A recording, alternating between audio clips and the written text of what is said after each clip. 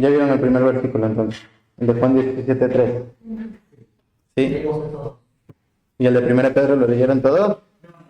El de Filipenses y el de Juan 17 están ahí en la ¿no? Buenísimo. ¿Oraron ya? Sí. Sí.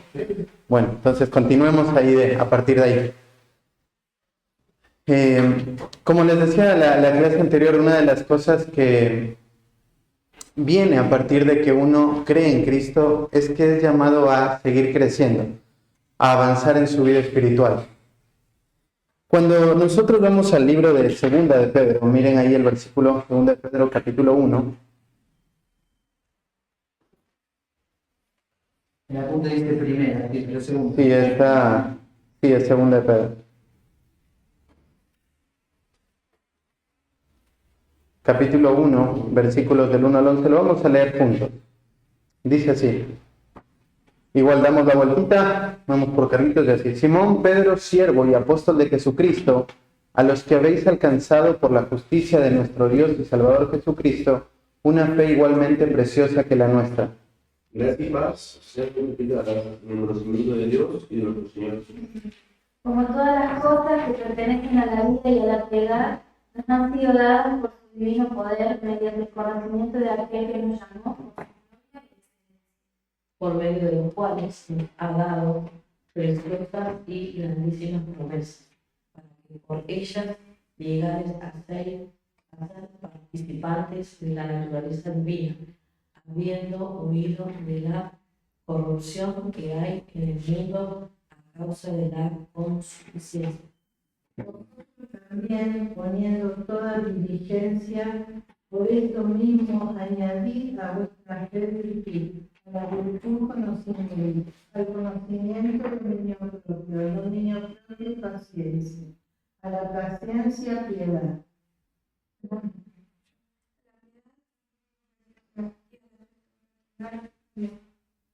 porque si estas cosas están en vosotros y abundan, no os dejarán estar ociosos ni sin fruto en cuanto al conocimiento de nuestro Señor Jesús.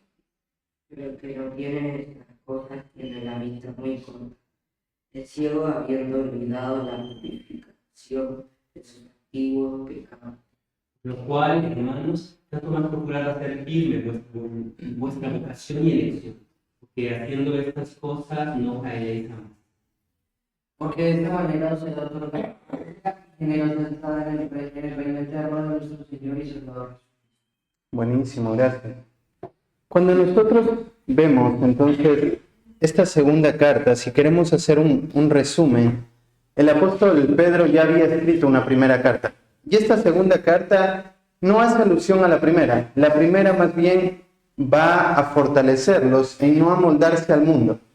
Y todo ese amoldamiento que ellos estaban dando era a causa de la presión que estaba viniendo por la persecución. Eso estaba trayendo sufrimiento. Y lo que hacía el apóstol Pedro era seguirlos acompañando, a madurar y a crecer, a no acomodarse al mundo, a aprender a sufrir y en medio del sufrimiento ver la gloria del cielo.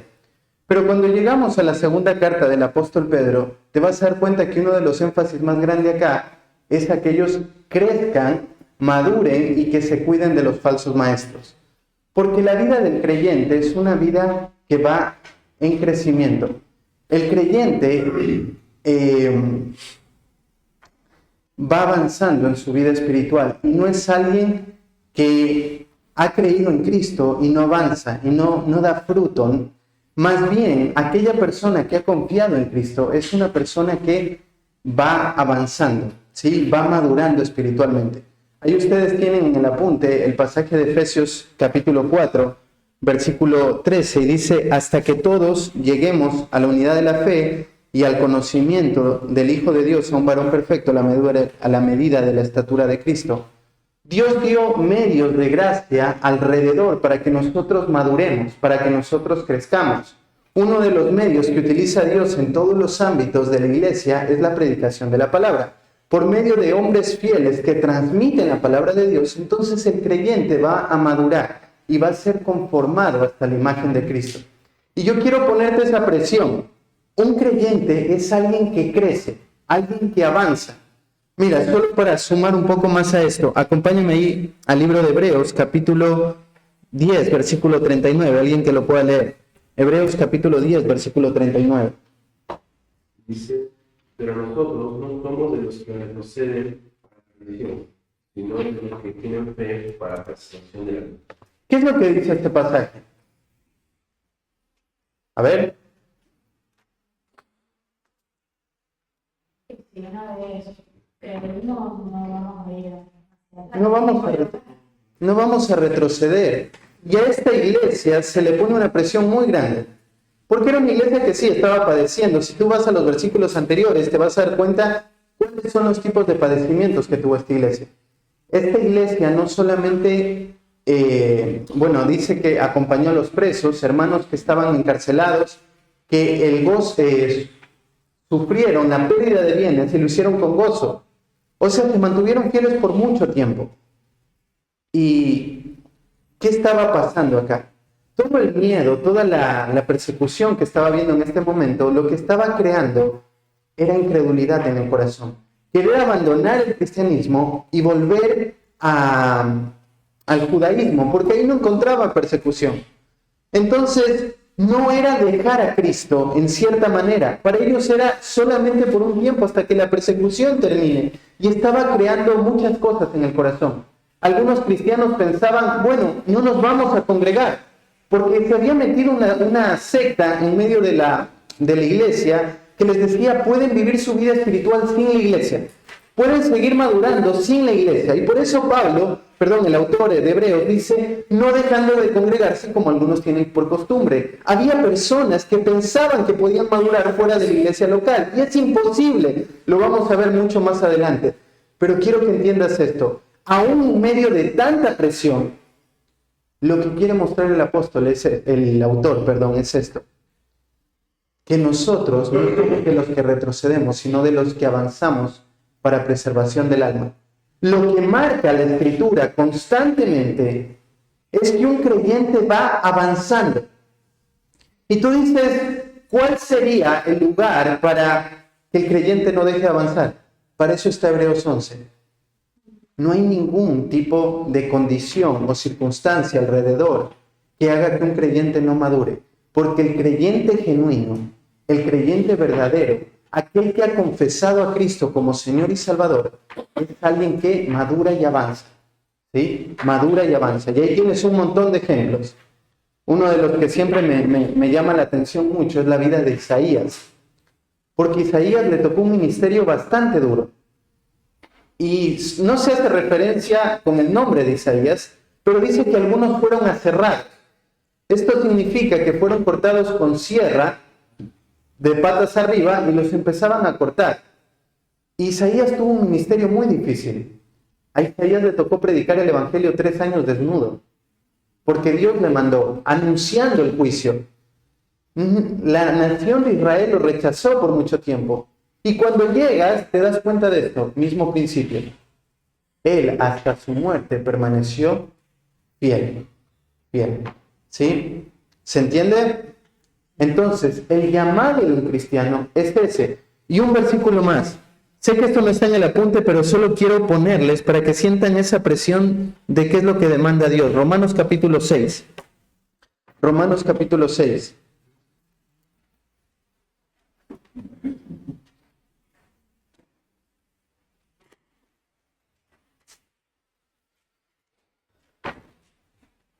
Leamos el 1 y de ahí saltamos al versículo 1 y 2. Dice, ¿qué pues diremos? ¿Perseveraremos en el pecado para que la gracia abunde? En ninguna manera, porque los que hemos muerto al pecado, ¿cómo viviremos aún en él? Para Pablo estas preguntas retóricas que se hacen tienen una respuesta muy clara. Porque hasta Romanos capítulo 4 y 5 se habla de que la justificación es dada por la fe.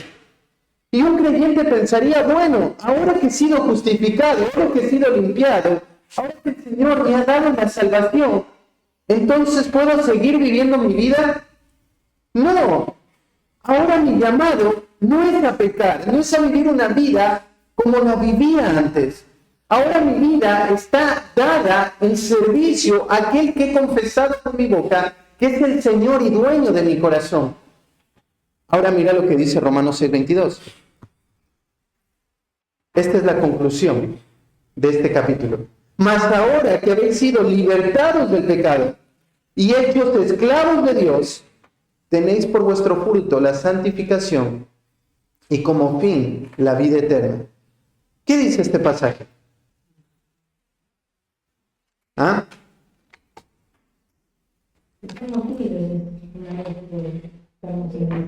Ok, la primera cosa que nos dice es que fuimos liberados del pecado. ¿Y qué significa? Que yo no estoy obligado a pecar. Que Dios me ha dado todos los medios para honrar, para llevar una vida que le lleve gloria a Él. Entendemos que van a haber situaciones, entendemos que hay pecado, pero nosotros no vamos a la vida espiritual pensando, puedo pecar o no tengo la capacidad. No podemos decir yo, no puedo dejar este pecado, no lo puedo abandonar, porque esa no es la realidad. El creyente no piensa eso. Ahora ha sido libertado del pecado. ¿Y qué más dice el texto? La siguiente parte. Fue hecho siervo de Dios, y ahora vamos con ese punto. Ahora ha sido un esclavo de Dios. Ahora cambias tu lealtad. Antes su lealtad estaba hacia el pecado, ahora su lealtad es hacia Cristo. Y somos esclavos de Él. Entonces, como somos esclavos, lo que Cristo ordena al creyente, eso es lo que vamos a hacer. Y no le estamos obedeciendo a un amo duro, malo, perverso, sino al Dios bondadoso, amoroso, justo, santo, perfecto, el cual tiene planes de bien para nosotros. A Él es a quien nosotros le hemos entregado toda nuestra lealtad. Y como vimos la semana anterior, hemos sometido nuestra voluntad a que su voluntad sea hecha en nuestras vidas. Y después de eso, Sebas lo dijo, el fruto de esa conversión es la santificación. Una vida que va en crecimiento, que va avanzando, despojándose del pecado, hasta ser conformado a la imagen de Cristo. Esa es la realidad del creyente. Eso es lo que está pasando hoy mismo con aquellos que han creído. Dios va a utilizar todos los medios para que el creyente vaya madurando a fin de ser perfeccionado y ser puesto a la imagen de Cristo. Entonces, ese es el llamado que tenemos a crecer. No es una opción. No es si me gustaría o no. No es la presión que se ponga en la iglesia o no. Ese es lo que dice la Escritura para aquellos que afirman ser hijos de Dios. El fruto visible es una vida que radica en crecimiento espiritual. Y dice, y como fin, resultado de toda esta vida de santidad que es también otorgada por Dios, tened la vida eterna. Allí termina. Este es el proceso.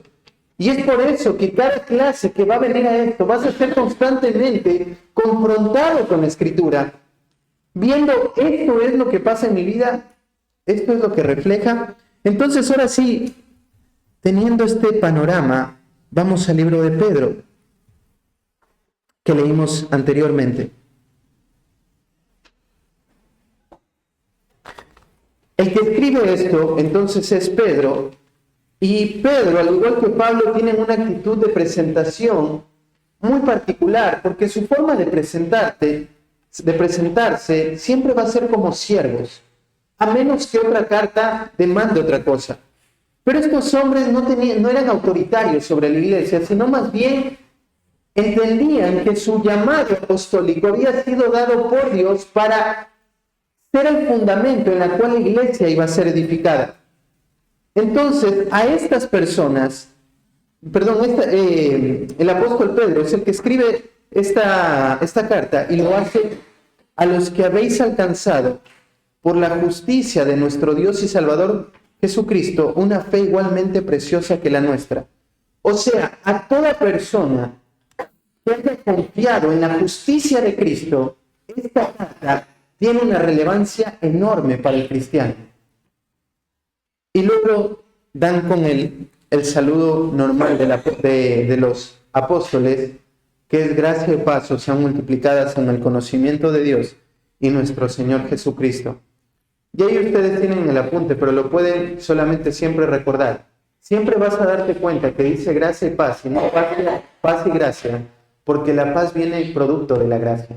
¿Sí? Nunca podemos cambiar el orden de esto, porque la paz que hoy disfrutamos para con Dios fue dada mediante la justicia de Cristo, y este fue un regalo de gracia. Entonces Él les dice que esto se ha multiplicado en vuestras vidas en el conocimiento de Dios y de nuestro Señor Jesucristo.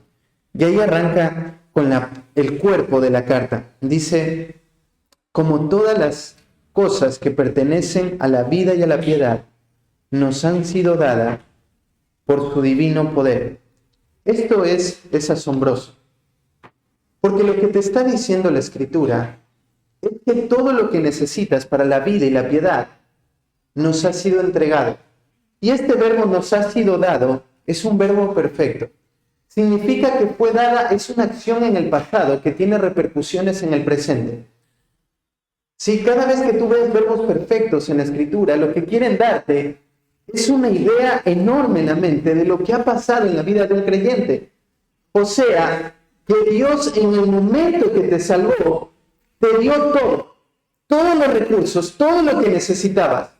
Y desde ahí en adelante lo ha seguido haciendo continuamente a fin de cumplir con sus propósitos de redención.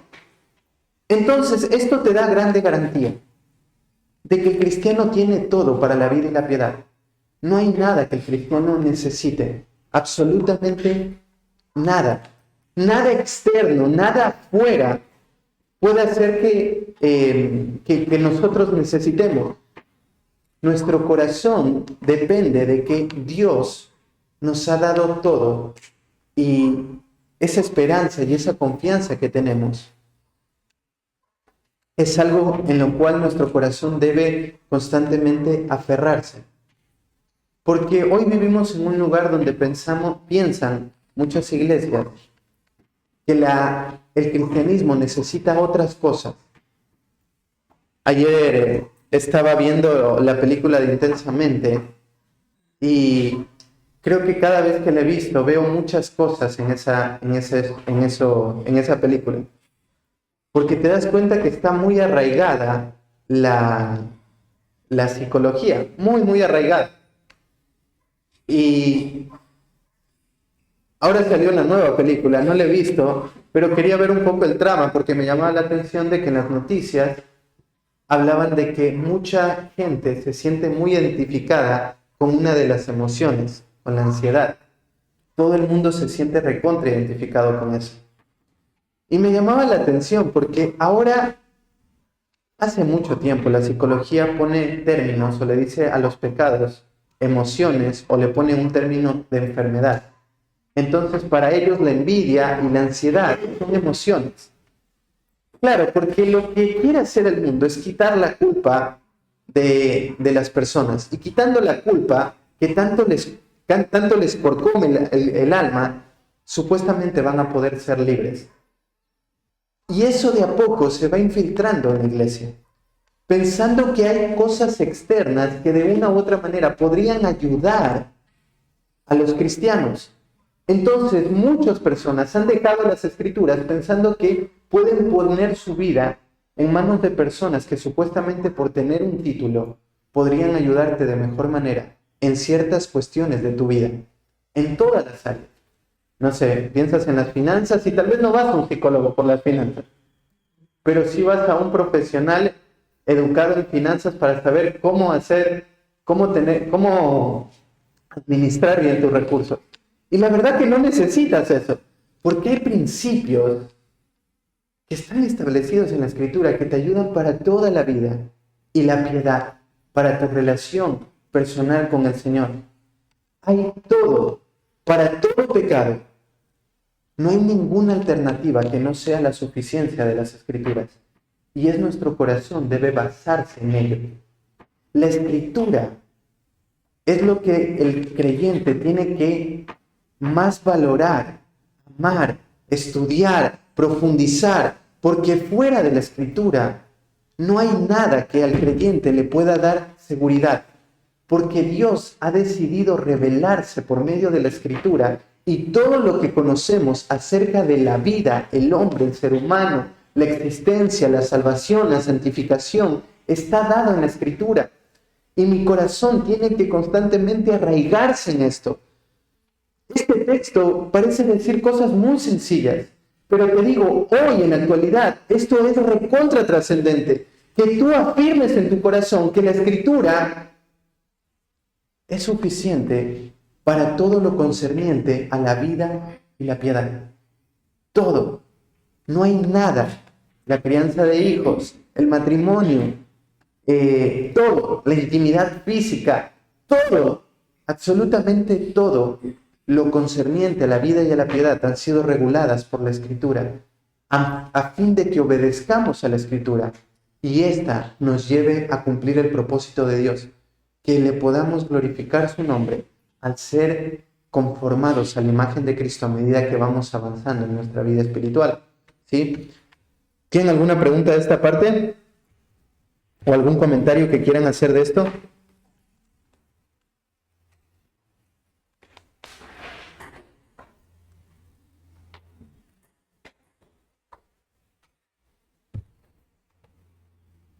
Sí, están muy calladitos hoy, ¿eh?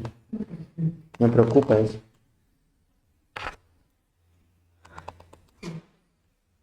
¿No? Bueno, entonces dice, esto ha sido dado mediante el conocimiento de aquel que nos llamó por su gloria y excelencia. ¿Sí? A causa de este conocimiento que ha sido dado, entonces nosotros tenemos estas cosas que nos llevan a poder saber cómo vivir la vida y la piedad. Dice, por medio de las cuales nos ha dado preciosas y grandísimas promesas, para que por ellas llegaseis a ser participantes de la naturaleza divina, habiendo huido de la corrupción que hay en el mundo a causa de la concupiscencia. Es por ese llamado de Dios que hemos sido trasladados del reino de las tinieblas al reino de la luz, que ahora nosotros participamos de la naturaleza divina. Y eso es un cambio muy grande, porque previo a que el Señor haya hecho una obra en nuestro corazón, nuestra vida, recuerdan lo que habíamos hablado, estábamos muertos, ciegos, esclavos, incapacitados, no había nada bueno en nuestro ser, todo era completamente malo. El hombre está completamente depravado. Cuando tú vas a Salmo 51, hablábamos de cómo en el vientre de la madre, en el primer momento en que la concepción se dio, ya el feto estaba completamente corrompido. O sea, nosotros no nos hicimos pecadores cuando pecamos, ya nacimos pecadores desde el primer momento en que la concepción fue dada. Ahora, esa naturaleza que nos ha sido dada mediante Cristo es completamente nueva.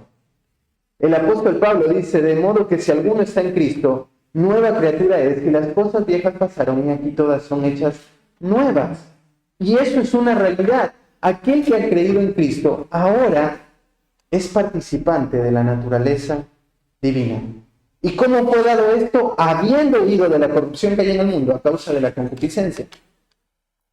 O sea, la naturaleza divina nos fue dada a partir de que nosotros nos sometimos a Cristo y rechazamos la corrupción que hay en el mundo. Y esa es la realidad. Esto es hasta donde hemos llegado en este punto. Aquellos que han creído, lo que han dado la espalda es al mundo, completamente al mundo. Y solo para afirmar un poco más esto, miren ahí en Efesios capítulo 4,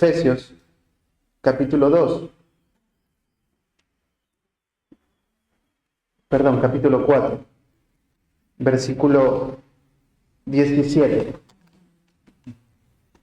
Esto pues digo y requiero en el Señor que ya no andéis como los otros gentiles que andan en la vanidad de su mente, teniendo el entendimiento entenebrecido, ajenos de la vida de Dios por la ignorancia que en ellos hay, por la dureza de su corazón, los cuales después que perdieron toda sensibilidad se entregaron a la lascivia para cometer con avidez toda clase de impureza. Mas vosotros no habéis aprendido así de Cristo. Esta parte es fundamental.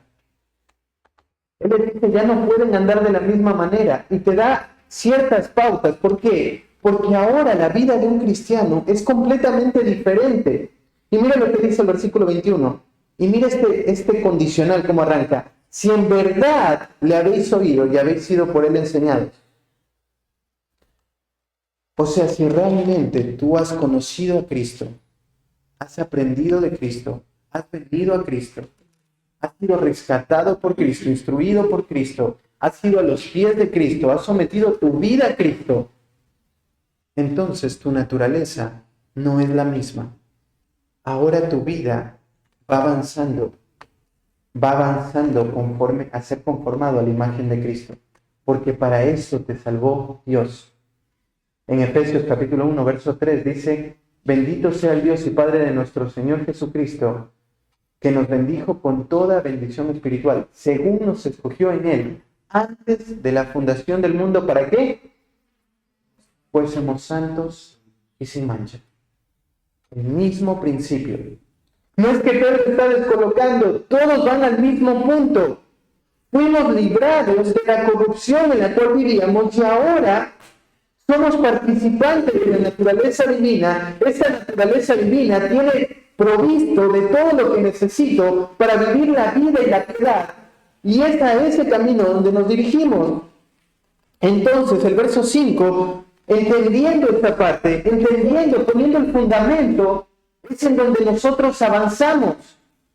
Porque yo necesito tener un piso donde yo puedo afirmar mi corazón. Y es en saber que lo tengo todo. Pero aquí tú tienes en este pasaje esa dualidad. Dios te ha dado todo. ¿Sí? Dios te ha provisto de todo. Pero en la responsabilidad humana, ahora el hombre tiene que seguir creciendo. Esto también es provisto por Dios. Pero va a haber un esfuerzo que yo tengo que hacer. Ahora, esto no tiene que ser una lucha en tu corazón. Porque muchas personas piensan, ¿quién hace la obra? ¿La hace Dios o yo estoy avanzando? Las dos. Porque las dice en la Biblia, ocupaos en vuestra salvación con temor y temblor, porque es Dios el que produce en vosotros el querer como el hacer, según su buena voluntad. Es Dios el que te hace. Pero tú dices, ¿quién se tiene que ocupar? Yo. Pero es Dios el que produce en nosotros el querer como el hacer. Yo siempre les doy un ejemplo a la gente como para que entienda esto. Si hoy te levantaste a hacer tu devocional y a leer tu Biblia, es porque Dios lo quiso. Si mañana no te levantaste a hacer tu devocional, es porque tú no quisiste. Cada vez que haces algo bueno es porque Dios así lo quiso. Y cada vez que decides pecar es porque tú lo quisiste. ¿Sí? Entonces Dios nos ayuda en este proceso y nos da toda la gracia necesaria para avanzar en la vida espiritual, para crecer. Las herramientas están puestas, su palabra ha sido dada. Entonces, dice vosotros también, en el verso 5 de 2 de Pedro, poniendo toda diligencia, por eso mismo añadid a vuestra fe virtud.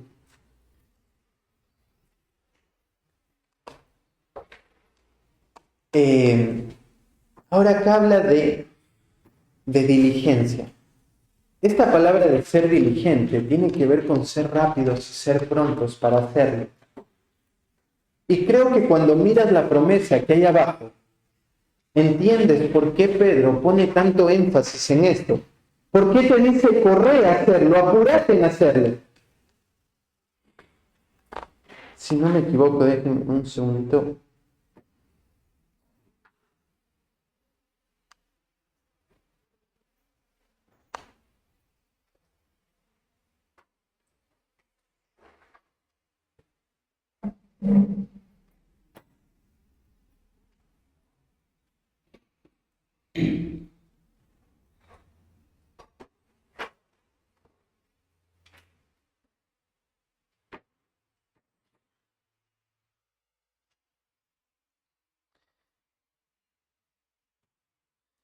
Esta palabra se repite, no busquen ahí el pasaje, pero está en Mateo 2:7, que dice: entonces Herodes, llamando en secreto a los magos, indagó de ellos diligentemente el tiempo de la aparición de la estrella. Cuando tú miras lo que este hombre hizo, entiendes a lo que se refería. Vienen los magos y le dicen: venimos a adorar al rey. Él se pone muy mal y se agita el corazón y llama a todos los profetas. Si tú lees la historia, pareciera que todo es rápido, pero si tú te pones a pensar, no es que una persona se levante y dice que vengan todos y al momento están acá. Tomó tiempo, pero lo que te marca acá es que fue a hacer todo lo que era necesario para saber dónde nacía el Mesías y de esta manera mandarlo a matar. Entonces se movió, se agilizó, apuró a la gente, llamó a medianoche y los trajo: tráiganme a todos los escribas, a los fariseos, pónganlos delante mío porque necesito saber dónde está el rey de los judíos para irle a adorar. Obviamente que esto era una mentira, pero acá el punto que queremos destacar es esta palabra: es diligencia, es hacerlo pronto y apresuradamente. Yo no puedo ser negligente en esta tarea de estirarme por ser fiel, en avanzar en mi vida espiritual, porque si no las consecuencias van a ser gravísimas. Más abajo te va a decir, ¿no? Vas a estar completamente ocioso. Pero antes de llegar a esta parte, te dice: añadir a la fe virtud. Acá vas a tener varias características. ¿Y por qué arranca en la fe? Porque en la fe está la base de todo. Ese es el producto de la salvación, la fe. Ahora nosotros tenemos fe y por fe andamos. Recuerda Romanos 1:17: más el justo por la fe vivirá. Es en esta base que se construye en cada una de estas cosas. Ahora, algo más que quiero decirte es que estas características que vamos a ver a continuación no son una cadena que se van dando secuencialmente.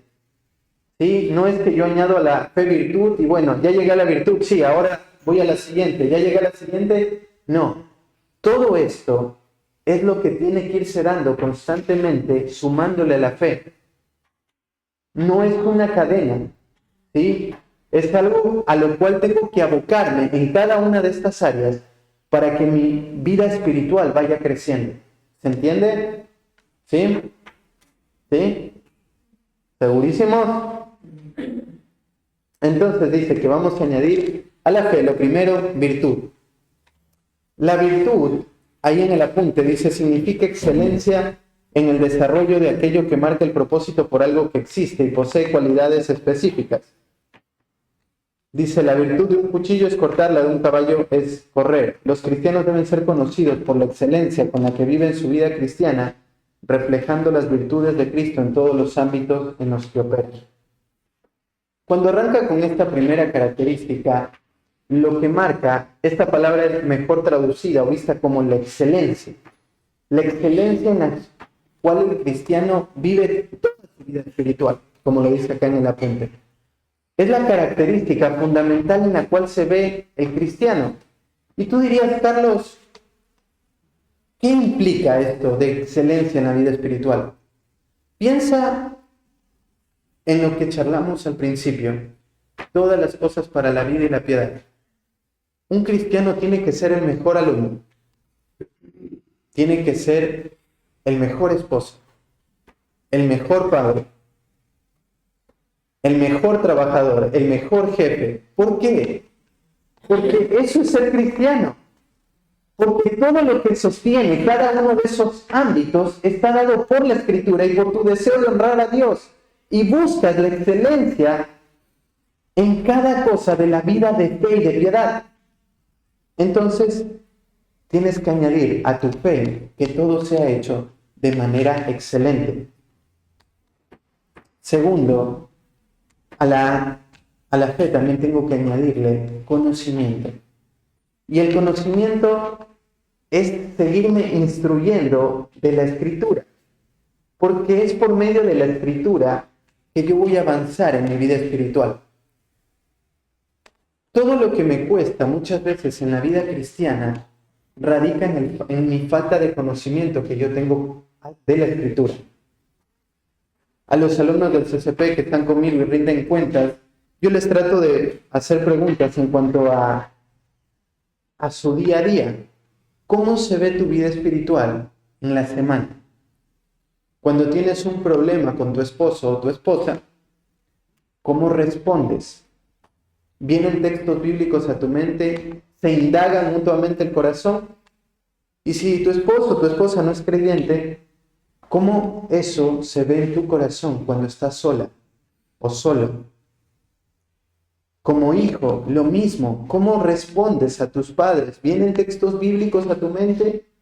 Cuando hay situaciones con otras personas, cuando estás en el día a día, ¿cómo aprovechas tu tiempo? ¿Cómo lo administras? O sea, ¿viene la Escritura a tu mente? Yo necesito añadir conocimiento. ¿Cuánto? Mucho. El deseo del apóstol Pablo en Colosenses era que la palabra de Dios more en abundancia en nosotros, en abundancia, muchísimo, que se desplaye, que rebalse la Escritura. Eso es lo que nosotros necesitamos, porque mi fe va a ser sostenida a medida que yo conozca la Escritura. Todas las cosas en las cuales me cuesta vivir mi vida espiritual realmente se notan mucho en mi falta de conocimiento a la Escritura. Cuando soy un hombre perezoso, egoísta, orgulloso, idólatra, todo radica en eso, en la falta de conocimiento que tengo, porque cuando mi conciencia es informada, el Espíritu Santo obra por medio de la palabra para vivir bajo la fe, con la palabra, y ser transformado hacia la excelencia cristiana. Todo esto es el proceso que Dios hace a medida que yo voy añadiendo a la fe estas cosas. La siguiente cosa es el dominio propio. Esta es otra obra de gracia de Dios. Los creyentes no van a ser controlados por nada externo ni interno en sus corazones. Van a vivir una vida que está sujeta a la Escritura, donde no hay nada que los gobierne más que el Señor mismo. Se va a apelar muchas veces al dominio propio. En varios textos de la Escritura, por ejemplo, Pablo le dice a Timoteo, Dios no nos ha dado un espíritu de cobardía, sino de amor, poder y dominio propio. ¿Y por qué Timoteo, el pastor de la iglesia, estaba siendo cobarde? Había un miedo a morir. ¿Viste en la carta todo lo que se dice? Me abandonó por amor al mundo. Luego, todos los de Asia me abandonaron. Estoy en la cárcel solo y nadie me ha venido a visitar, a excepción de una familia que no sabemos si llegó o no. Y está Timoteo ahí, en la iglesia más influyente de ese momento. Su padre espiritual en la cárcel. ¿A quién le toca padecer? A Timoteo. Y Timoteo le están temblando las rodillas, tiene mucho miedo. Y por eso dice, no temas, no tengas vergüenza del sufrimiento que vas a tener a causa de Cristo y de mí. Sino enfréntalo. Y lo llama a sufrir. Luego le da todas estas características preciosas de como un soldado, como un atleta, como un agricultor. Pero el punto está en esto, el dominio propio. No hay nada que te desviene. Porque cuando hay algo en el corazón que amas tanto, va a dominar tu vida. Y no te va a dejar vivir con lo que es el dominio propio. Sino que va a haber algo, tanto externo como interno. Entonces no tiene que haber nada. Esto es lo que se entiende por un equilibrio en la vida espiritual. No hay nada que controle hoy mi corazón. No le he entregado mi corazón a nada. No hay nada de lo cual hoy me domine, sino que completamente hay dominio. Y como pone acá en el apunte, el versículo 1 Corintios 9:25, Pablo dice, de todo se abstiene y él golpea su cuerpo. No sea que habiendo sido heraldo para muchos, enseñador, maestro para muchos, él mismo sea descalificado. O sea, vive en una vida cristiana intensa, no dejando que nada lo controle, sino buscando que su cuerpo sea controlado hacia la verdad. El mayor ejemplo, y ya con eso terminamos porque si no, no van a subir, es la de la vida de Cristo. ¿Viste a Cristo? Va al monte Getsemaní y Cristo empieza a sudar sangre. Las venas de él empiezan a explotar. Y dice, Padre, si es posible, pasa de mí esta copa. La copa que Cristo estaba tomando o que estaba cargando no era la muerte. Cristo no le tenía miedo a los clavos, ni a todo el dolor, porque esto ya estaba predicho. ¿Cuál era el problema? Él nunca, un ser santo nunca iba a poder, nunca había experimentado lo que era cargar sobre sí el pecado. Era lo santo tocando lo inmundo. Esto era algo que no entra en nuestra cabeza. Cuando Él dice en la cruz, Padre, ¿por qué me has desamparado? Eso no entra en la cabeza. Pero evidentemente en un punto la Trinidad, que nunca se había separado, por ese punto, en ese momento, no pudo haber esa correcta comunión debido al pecado que Cristo está cargando en nosotros. Pero ¿qué dice después de pasa de mí esta copa? Pero no se haga mi voluntad, sino tu voluntad. Eso es dominio propio. No dejando ser controlado por nada, sino que su voluntad está sujeta a agradar al Padre, y esta voluntad está sujeta por el conocimiento que ha sido impartido por la Escritura que Él mismo tenía. Entonces, estas son características que tenemos que sumar, añadir, poner en mi vida espiritual para ser conformado a la imagen de Cristo. Si Dios permite, la siguiente clase se va a terminar con esto, pero quiero que prestes mucha atención, porque esto es lo que va a seguir avanzando en cada una de estas clases. Eres llamado a madurar, a crecer y avanzar. ¿Sí? ¿Oramos? Padre, te damos tantas gracias, Señor, por este tiempo. Padre, gracias porque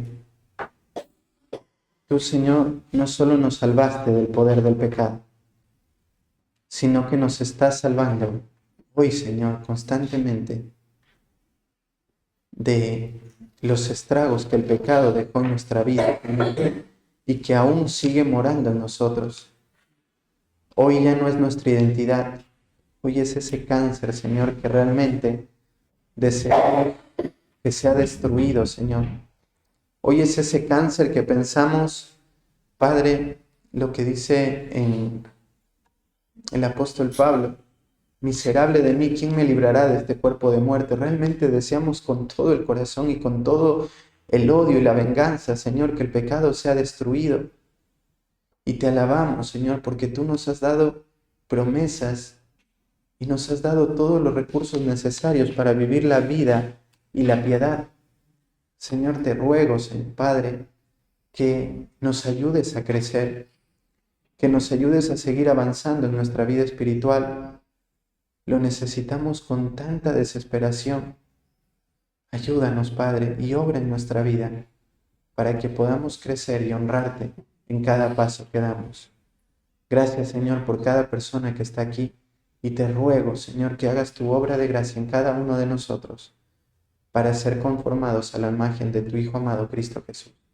Oramos en el nombre precioso de Cristo Jesús. Amén. Amén.